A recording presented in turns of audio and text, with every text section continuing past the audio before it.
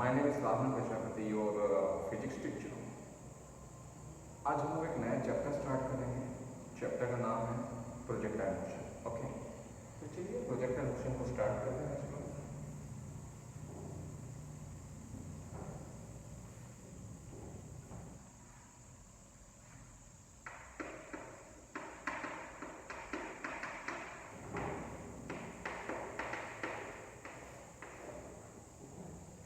तो जहाँ तक मैंने बच्चों से सुना है कि अगर मैं पूछता हूँ बच्चों से कि प्रोजेक्टाइल मोशन क्या होता है, व्हाट इज प्रोजेक्टाइल मोशन, तो वो कहते हैं कि सर आपके पास में बॉल है, आप बॉल को ऐसे फेंको, ये जो पार्ट को पैरल रहता है इसे प्रोजेक्टाइल मोशन बोलते हैं। तो आपने सही कहा, ये गलत नहीं है, लेकिन ये प्रोजेक्टाइल मोशन का एक टाइप है। जरूरी नहीं है कि सिर्फ यही प्रोजेक्टाइल मोशन होता है।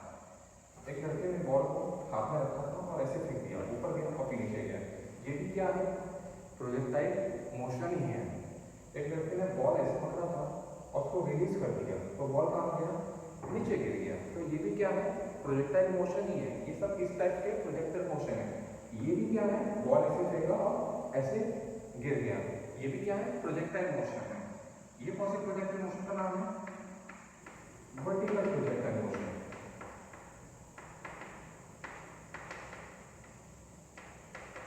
तो प्रोजेक्टाइल मोशन का मतलब ही यही होता है कि आप हवा में ऑब्जेक्ट को फेंको, चाहे आप ऐसे फेंको वर्टिकली ऊपर, या ऐसे रिलीज कर दो, नीचे गिर रहा, या आपने ऐसे फेंका और ऐसे गिर रहा, ये सब प्रोजेक्टाइल मोशन है।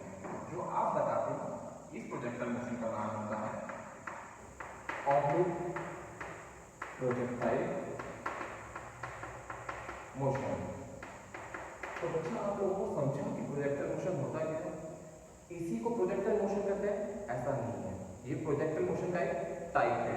प्रोजेक्टाइल मोशन का असली मतलब ये होता है कि आप हवा में ऑब्जेक्ट को फेंको, चाहे आप ऊपर फेंको या नीचे गिरा हो या किसी एंगल में फेंको, ये सब क्या है? प्रोजेक्टाइल मोशन ही है। लेकिन जो आप बताते हो, जो प्रोजेक्टाइल मोशन आप बताते हो, उस प्रोजेक्टाइल मोशन का नाम है ऑब्लिक प्रोजेक्टाइल मोशन। और इसी ऑब्लिक प्रोजेक्टाइल मोशन को हम यहाँ पे डिटेल में पढ़ेंगे कि ऑब्लिक प्रोजेक्टाइल मोशन के क्या क्या पैरामीटर, कुछ पैरामीटर्स होंगे, वो हम लोग यहाँ पे कैलकुलेट करने की कोशिश करें। तो चलिए स्टार्ट करते हैं यहाँ पे। तो आपको समझ गया होगा कि प्रोजेक्टाइल मोशन होता क्या है। प्रोजेक्टाइल मोशन का मतलब ये नहीं कि आपने एंगल में फेंका और फिर जाके गिरा, उसका प्रोजेक्टाइल मोशन कहते हैं, वही नहीं है। वो एक प्रोजेक्टाइल मोशन का टाइप है। आप हवा में कहीं भी फेंकिए, कैसे भी फेंकिए, रिलीज कीजिए, वो सब क्या है? प्रोजेक्टाइल मोशन है। लेकिन हम लोग कौन सा टाइप का प्रोजेक्टाइल मोशन पढ़ेंगे? ऑब्लिक प्रोजेक्टाइल मोशन पढ़ेंगे। ऑब्लिक प्रोजेक्टाइल मोशन कैसे होता है? समझिए कि ये ग्राउंड है, ये ग्राउंड है, आपके हाथ में यहाँ पे बॉल था, आपके हाथ में क्या है? बॉल है। आपने इस बॉल को ऐसे फेंका, यू स्पीड से फेंका। कितने स्पीड से फेंका आपने बच्चा? यू स्पीड से फेंका। और कितना एंगल बना के फेंका? थीटा एंगल बना के फेंका। कितना एंगल बना के फेंका? थीटा। और थीटा एंगल बना के फेंका, बॉल को फेंका, बॉल कुछ ऐसे चले गए, ये बॉल कुछ पाथ को ऐसे पाथ को फॉलो करके यहाँ चले गए। इस प्रोजेक्टाइल मोशन का नाम क्या है? Oblique projectile motion. आपने कितने स्पीड से फेंका इसको? यू स्पीड से फेंका। कितना एंगल बना के फेंका? थीटा एंगल बना के फेंका। बहुत सही बच्चे, बहुत सही, सही याद है। अब यहाँ पे हम लोग कुछ पैरामीटर्स हैं जो कि यहाँ पे हम लोग कैलकुलेट करेंगे। तो चलिए कौन कौन सी पैरामीटर्स हम लोग यहाँ पे कैलकुलेट करने वाले हैं वो मैं आपको बताता हूँ। पहला पैरामीटर है time of flight. Time of flight मतलब यहां से लेके नीचे गिरने तक कितना टाइम लगा, उसी को क्या कहते हैं? Time of flight. जहां से आपने फेंका वहां से लेके ग्राउंड पे वापस गिरने तक जितना टाइम लगा, उसी को क्या कहेंगे? Time of flight. तो हम लोग ये कैलकुलेट करेंगे। दूसरा, maximum height. Maximum height, height होता क्या है बच्चा? हॉरिजॉन्टल डिस्टेंस होता है कि वर्टिकल डिस्टेंस होता है? बहुत सही, वर्टिकल डिस्टेंस होता है। तो देखिए अगर मैं आपको दो वर्टिकल डिस्टेंस बनाऊंगा, एक ये और एक ये, तीन बनाना चाहता हूँ, ये 1 नाम दे दिया, ये 2 नाम दे दिया, इसको 3 नाम दे दिया। तो बताइए तीनों में से सबसे बड़ा वर्टिकल लेंथ कौन सा है? तो बहुत सही, सेकंड वाला सबसे बड़ा लेंथ है, तो इसी को हम लोग कहेंगे मैक्सिमम हाइट। और ये हम लोग यहाँ पे कैलकुलेट करने वाले सेकंड पैरामीटर में हम लोग क्या कैलकुलेट करेंगे, मैक्सिमम हाइट। तो इसे हटा देते हैं कि डायग्राम अपना साफ सुथरा दिखे यहाँ पे, तो आपको समझ गया कि मैक्सिमम हाइट क्या है। तो ये भी रब हो गया, वापस लिख देते हैं। पहला है टाइम ऑफ फ्लाइट, सेकंड है maximum height that is maximum vertical distance, और थर्ड है हॉरिजॉन्टल रेंज। हॉरिजॉन्टल रेंज क्या होता है, distance between initial and the final position. तो इनिशियली यहाँ पे है और फाइनल पॉइंट यहाँ पे, तो इनके बीच में हॉरिजॉन्टल डिस्टेंस कौन सा होगा, मेरे ख्याल से ये होगा, ये यहाँ से लेके यहाँ तक है ये। तो ये इसी को कहेंगे हम लोग हॉरिजॉन्टल रेंज। हॉरिजॉन्टल रेंज का मतलब क्या हुआ, रेंज का मतलब क्या हुआ, horizontal distance. Horizontal range, horizontal range मतलब horizontal distance between initial and the final position. तो ये या तो हॉरिजॉन्टल डिस्प्लेसमेंट कह सकते हो between initial and the final position. ये लेंथ हम लोग कैलकुलेट करेंगे। पहला टाइम ऑफ फ्लाइट, यहाँ से लेके यहाँ तक जाने में कितना टाइम लगा। Second maximum height, maximum height मुझे देख के जहाँ तक पता चल रहा है ये तो नहीं होगा बल्कि ये होगा जो कि बीच में आएगा लगभग। और थर्ड होगा horizontal range that is the horizontal distance between the initial and the final point that is this length. These three parameters we will calculate here. So let's start with the first parameter that is time of flight.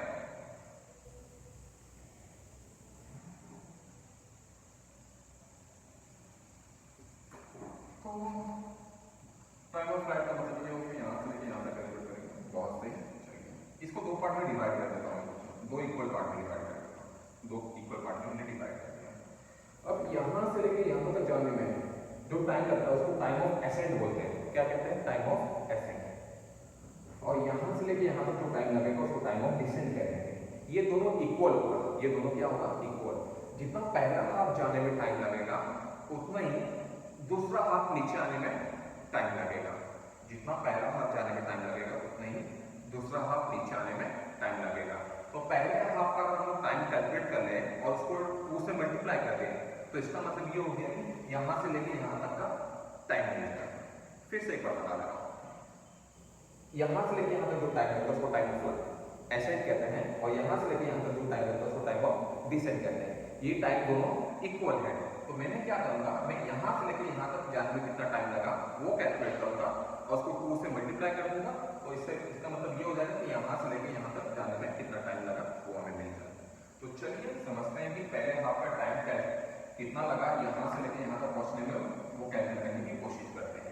तो देखिए यहाँ पे आप समझ सकते हैं यहाँ पे कि ऑब्जेक्ट यहाँ से स्टार्ट हुआ है और यहाँ पहुँच गया। अगर आप इस डायग्राम को अच्छे से समझोगे तो ये एक्स एक्सिस में भी चेंज हो रहा है इसका कोऑर्डिनेट और वाई एक्सिस में भी चेंज हो रहा है। मतलब अगर ये ऑब्जेक्ट यहाँ से यहाँ पहुँच गया तो ये एक्स भी चला। एक्स कितना चला होगा, मेरे ख्याल से इतना चला होगा, इतना एक्स चला होगा, इतना एक्स चला होगा। और वाई कितना चला होगा, मेरे ख्याल से वाई कितना चला होगा। ये बहुत सही आप बता रहे हो। अगर दूसरा पोजीशन यहाँ ले लेता हूँ, चलिए यहाँ पे यहाँ पहुँच गया तो एक्स कितना चला होगा, एक्स चला होगा इतना और वाई चला होगा इतना। बहुत सही। अगर मैं यहाँ तक ले लूँ तो मुझे कहाँ तक चाहिए, मेरा ऑब्जेक्ट कहाँ तक पहुँचने की बात कर रहा हूँ मैं, यहाँ तक। तो जब यहाँ तक पहुँचा तो वर्टिकल हॉरिजॉन्टल कितना चला होगा, यहाँ से लेके यहाँ कितना चला होगा, और वर्टिकली कितना चला होगा, इतना चला होगा। तो ये बहुत सही है, आपको समझ में आ रहा है कि हाँ जब यहाँ से यहाँ पहुँचा है मतलब वो हॉरिजॉन्टली भी चल रहा है, वर्टिकली भी चल रहा है।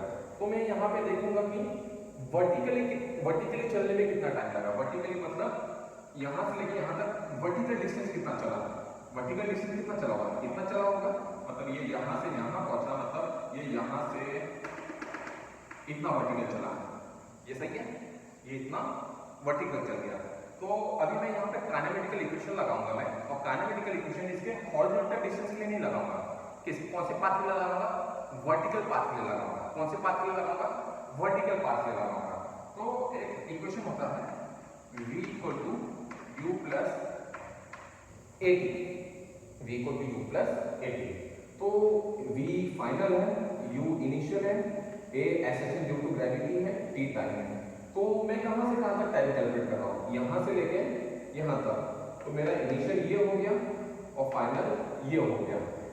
आपको मैंने बताया कि ये जो पाथ को ट्रेवल किया है ये दो पाथ में कवर किया गया है, x में कवर किया गया और y में कवर किया गया। तो y कितना कवर है, यहां से लेके यहां तक जाना है, y कितना कवर है कि ये वाला कवर है, बहुत सही है, y इतना कवर है, बहुत सही। चलिए अच्छी बात है बच्चों, आपने बताया। अब यहाँ पे समझने की कोशिश करना, आपने कितने से फेंका था, u से फेंका था। अब इस u को दो पार्ट में अगर मैं रिजॉल्व कर दूं तो एक कंपोनेंट यहाँ पे हो जाएगा और दूसरा कंपोनेंट यहाँ पे हो जाएगा, बहुत सही। अब थीटा के बाजू में जो होता है वो कॉस होता है और थीटा से जो दूर होगा वो साइन होगा। तो थीटा के बाजू में ये है तो ये हो जाएगा u cos थीटा और ये हो जाएगा u sin थीटा। इतना तो क्लियर है, चलिए इतना समझा। अब ये जो इक्वेशन है, ये जो मेरा इक्वेशन है, ये मैं किसके लिए लगाऊंगा, वर्टिकल पाथ के लिए लगाऊंगा। कौन से पाथ के लिए लगाऊंगा, वर्टिकल पाथ के लिए लगाऊंगा।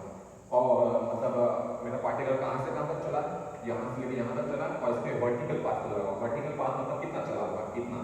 यहाँ पे पहुंचने पे ध्यान दीजिएगा, इंपॉर्टेंट बात है, यहाँ पे पहुंचने पे इसकी वर्टिकल वेलोसिटी जीरो हो गई है। यहाँ पे पहुंचने पे इसकी वर्टिकल वेलोसिटी जीरो हो गई, तभी तो ये ऊपर नहीं जा रहा। अब इसके बाद में इसका वर्टिकल कैसा चलेगा, नीचे आना स्टार्ट करेगा, आगे जाएगा, हॉरिजॉन्टली तो आगे जाएगा लेकिन साथ में वर्टिकली नीचे आएगा। तो इस पॉइंट पे पहुंचने पे इसकी वर्टिकल वेलोसिटी जीरो हो गई है। इस पॉइंट पे वर्टिकल वेलोसिटी जीरो नहीं थी, तभी जाके ये और ऊपर जा रहा था, लेकिन इस पॉइंट पे पहुंचने पे इसकी वर्टिकल वेलोसिटी कितनी हो गई, जीरो हो गई है। तो चलिए v equal to u plus a t, v final velocity, u initial velocity, a is the second, t is the time. तो यहाँ से यहाँ प्रोसेस में इनिशियल कहाँ पे, यहाँ पे, और फाइनल कहाँ पे, यहाँ पे। तो इनिशियल वर्टिकल वेलोसिटी कौन सी है, क्योंकि ये तो मैं वर्टिकल पाथ पे लगा रहा हूँ, तो इनिशियल वर्टिकल वेलोसिटी क्या है, u sin थीटा है।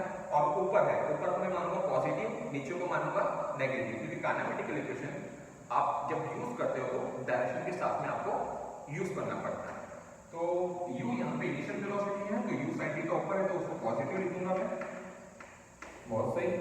v is the final velocity किसका, वर्टिकल पाथ का। तो इस पॉइंट पे पहुंचने पे इसकी वेलोसिटी जीरो नहीं हो गई है। कौन सी वेलोसिटी जीरो हुई, वर्टिकल।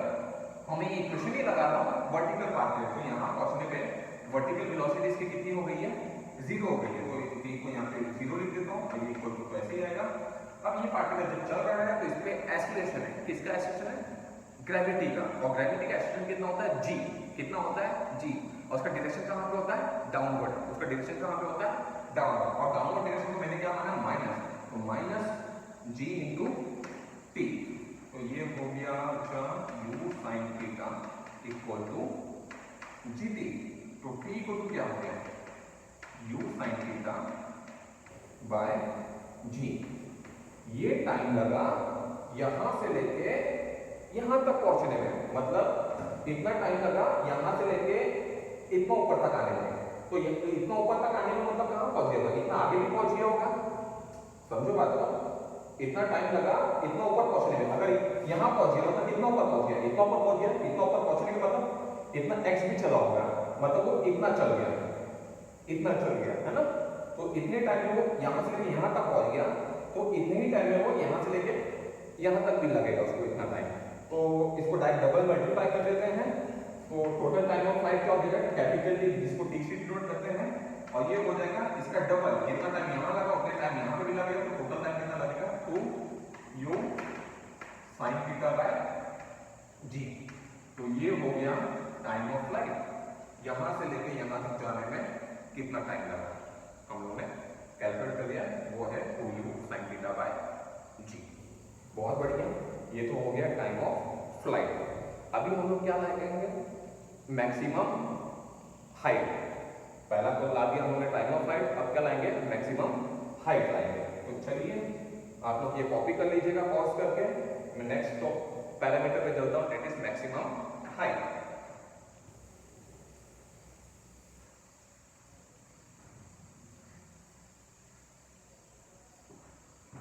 अब मैक्सिमम हाइट कौन सा, सर हाँ सर बहुत ये तो नहीं है, ये नहीं है सर, ये मैक्सिमम हाइट है, ये मैक्सिमम हाइट है क्योंकि सबसे मैक्सिमम वर्टिकल डिस्टेंस तो यही दिख रहा है, तो ये मैक्सिमम हाइट है। बहुत सही पिक्चर, ये हटा देते हैं, थोड़ा डायग्राम क्लीन हो जाएगा। चलिए अब मैक्सिमम हाइट लाने के लिए हम लोग इक्वेशन यूज करेंगे v square equal to u square plus 2as। ये भी हम लोग यहां से लेके यहां तक जो गया है, ये डिस्टेंस मतलब वर्टिकली कितना, अगर यहां से यहां तक गया तो वर्टिकली कितना चला, मेरे ख्याल से वो इतना चला, क्योंकि इनिशियली किस लेवल पे था, इस लेवल पे था, तो इस लेवल पे था, वर्टिकली इस लेवल पे था, फाइनली इस लेवल पे पहुंच गया तो वर्टिकली इतना चला। आप कह सकते हो इतना वर्टिकल चला, या तो आप कह सकते हो इतना वर्टिकल चला, इतना है ना क्लास, इतना वर्टिकल चला, यहां से यहां चलने का मतलब वर्टिकली इतना चला है, आप इतना कह सकते हो या तो ये कह सकते हो। वर्टिकली पहले कहां पे था, वर्टिकली किस लेवल पे था, पहले इस लेवल पे था, यहां फर्स्ट में वर्टिकली कितने लेवल पे आ गया, इस लेवल पे आ गया। ये क्लियर है, बहुत सही। तो हम लोग यहां पे यही इक्वेशन यूज करेंगे, काइनेमेटिकल इक्वेशन, लेकिन वापस वर्टिकल पाथ के लिए यूज करेंगे। कौन से पाथ के लिए यूज करेंगे, वर्टिकल पाथ के लिए। तो यहां पे लिख दे रहा हूं यहां पे और वर्टिकल पाथ, क्योंकि आप देख सकते हो यहाँ पे ये जब यहाँ से यहाँ पहुंचा है तो इसने हॉरिजॉन्टल भी चला है, न कि सिर्फ वर्टिकल चला है। लेकिन हम लोग इसके कौन से पार्ट के लिए हम लोग जो इक्वेशन लगा रहे हैं, हम लोग जो इक्वेशन लगाएंगे इसके वर्टिकल पाथ से लगाएंगे। वर्टिकल पाथ से लगाएंगे मतलब अगर यहाँ से लेके यहाँ के वर्टिकल पाथ से लगाएंगे तो हमारा डिस्प्लेसमेंट वर्टिकली कितना होगा, वर्टिकली इतना डिस्प्लेसमेंट होगा। ये क्लियर है, बहुत सही। तो चलिए, आपको मैंने पहले ही बताया कि हम लोग जब काइनेमेटिकल इक्वेशन यूज करेंगे तो we will use with the proper direction. So v is the final velocity, u is the initial velocity, a is the acceleration due to gravity क्योंकि ये ग्रेविटी के अंडर मोशन है, and s is the displacement between initial and the final position। तो मैं यहाँ से यहाँ जा रहा हूँ क्योंकि मुझे वर्टिकल डिस्टेंस पता करना है, तो इनिशियली तो यहीं से स्टार्ट करना पड़ेगा। मैक्सिमम कहाँ तक जाऊँगा, मैं यहाँ तक नहीं जा सकता क्योंकि ऑब्जेक्ट मैक्सिमम यहाँ तक पहुँचा, तो इनिशियल ये पॉइंट लेना पड़ेगा और फाइनल पॉइंट ये लेना पड़ेगा, तभी जाके ये मुझे वर्टिकल हाइट मिलेगा, मुझे मैक्सिमम हाइट मिलेगा। तो यहाँ पे पहुंचने में वर्टिकल वेलोसिटी कितनी होगी, 0। बहुत सही। u is the initial velocity किसकी, बॉल की इनिशियल वेलोसिटी है कि वर्टिकल इनिशियल वेलोसिटी है। मैं कौन सा पैरामीटर पे लगा रहा हूँ, वर्टिकल पाथ पे लगा रहा हूँ, तो इनिशियल वर्टिकल वेलोसिटी कौन सी होगी, u sin थीटा, और ऊपर है तो ये positive u square sin square theta आ जाएगा। फिर प्लस 2 इंटू ए क्या है, एक्सेलरेशन ड्यू टू ग्रेविटी, और एक्सेलरेशन ड्यू टू ग्रेविटी कहाँ पे होता है, नीचे, और नीचे को क्या लगाना है, माइनस, तो ये हो गया माइनस g, और ये s डिस्प्लेसमेंट कहां पे हो रहा है, इस लाइन के रिस्पेक्ट में ऊपर गया है कि नीचे गया है, इस लाइन के रिस्पेक्ट में ऊपर गया है, तो यहां पे आएगा प्लस s, और s को हम लोग लिख देते हैं h, दैट इज हाइट। कितना हाइट गया है, वो इतना हाइट गया है, ये हाइट गया है, तो यहां पे लिख देता हूं u square sin square theta minus ये minus plus minus 2g h, तो ये हो गया u square sin square theta equal to 2g h, तो h हो गया हमेशा u स्क्वायर, मैं यहाँ पे थोड़ा लिख देता हूँ आप लोगों के लिए, u square sin square theta equal to 2g h, तो h आ गया u square sin square theta by 2g। ये हो गया हम लोगों का मैक्सिमम हाइट। मैक्सिमम हाइट मतलब ये वाला पैरामीटर हम लोगों ने कैलकुलेट कर लिया, बहुत सही। तो यहाँ पे हम लोगों ने दोनों चीजें यहाँ पे कैलकुलेट कर ली, मैक्सिमम हाइट और टाइम ऑफ फ्लाइट। तो एक बचा है हॉरिजॉन्टल रेंज, ये हम लोग नेक्स्ट लेक्चर में कैलकुलेट करेंगे बच्चे। आज के लिए इतना काफी, थैंक यू।